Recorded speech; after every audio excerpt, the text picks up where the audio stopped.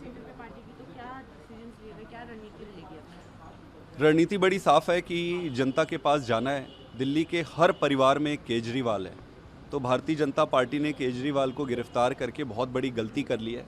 देश में हर दिल्ली के हर घर में लाखों केजरीवाल हैं, वो सारे अब रोड पे निकलेंगे और केजरीवाल जी की बातों को और बाकी के जनता तक पहुंचाएंगे। तो सबसे पहले तो इस पे डिस्कशन हुआ। दूसरा, कई लोगों के मन में ये संदेह या प्रश्न था कि पार्टी कैसे चलेगी, ये हो जाएगा, वो हो जाएगा।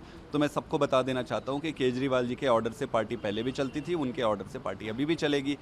तो कोई दिक्कत नहीं है। केजरीवाल जी बाहर जितने मजबूत थे उससे कहीं ज़्यादा मजबूत जेल के अंदर है, और भारतीय जनता पार्टी ने बहुत बड़ा अपने पैर में कुल्हाड़ी मार लिया है।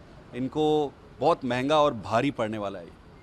तो मुख्यमंत्री ने जेल से एक लेटर लिखा है, और जिस पर भी बीजेपी का कहना है कि वो लेटर फॉर्ज्ड है, फेक है। भारतीय जनता पार्टी तो अब देखो, वो गलती कर बैठे हैं। अब वो न निगल पा रहे हैं न उगल पा रहे हैं। इनके लिए बहुत बड़ा ब्लंडर हो गया है। इनके पॉलिटिकल स्ट्रैटेजी जो केजरीवाल जी को बना के जेल में डाल के इन्होंने बनाया था, वो फेल होने वाला है। अब वो बौखलाहट में कुछ भी बोलेंगे।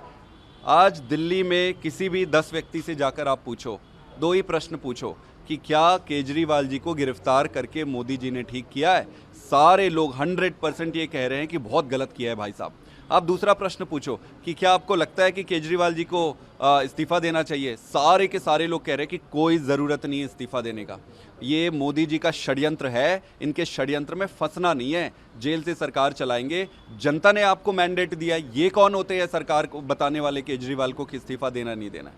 तो ये चीज़ कंफर्म है कि इस्तीफा नहीं दिया नहीं, जाएगा? बिल्कुल जनता चाहती है। जनता सर्वोपरि है। जनता कह रही है कि जहां आप बैठे हो वहां से सरकार चलाओ। वहां बैठे बैठे सरकार चलाएंगे।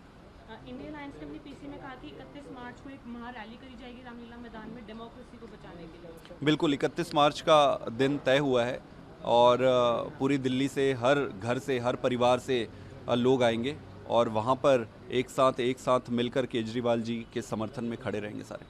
ये जो इलेक्टोरल बॉन्ड्स वाला किस्सा सामने आया है, जिसमें आपकी पार्टी का कहना है कि 60 करोड़ लिए गए हैं शरद चंद्रा रेड्डी से बीजेपी ने। ये हमारी पार्टी का नहीं कहना है। देखो, ईश्वर उचित समय पर इंटरवेंशन करते हैं।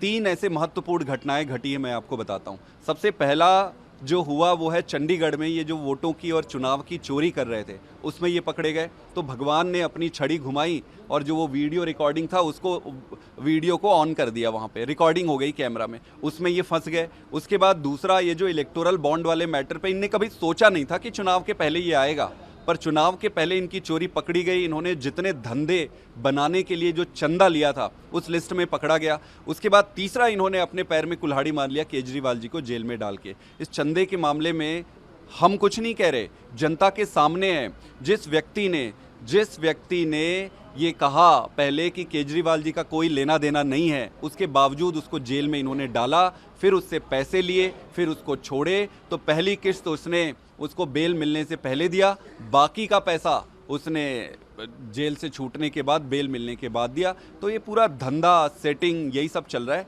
इलेक्टोरल बॉन्ड से बड़ा स्पष्ट है।